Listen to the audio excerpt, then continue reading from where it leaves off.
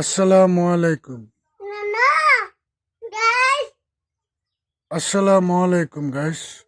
আমরা দুইটি গাছে একটি কাপড়ের ওড়না বেঁধে কি না মজা পাচ্ছে, দোলনি খাচ্ছে এবং কত না আরাম।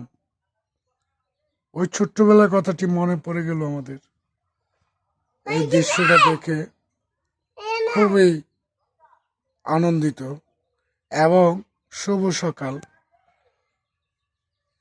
ডিসেম্বর 8 তারিখ, শুভ সকালবেলা এই ছবিটি বা এই ব্লগটি আমরা করেছি। আপনারা দেখুন দেখুন বাংলাদেশে কত ঐতিহ্যবান সুন্দর লাবণ্য একটি ওড়না দিয়ে দোলনি খাচ্ছে।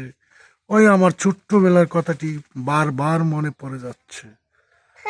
আসসালামু আলাইকুম গাইস। ভালো লাগলে একটি লাইক, একটি শেয়ার, একটি কমেন্ট করে দিন।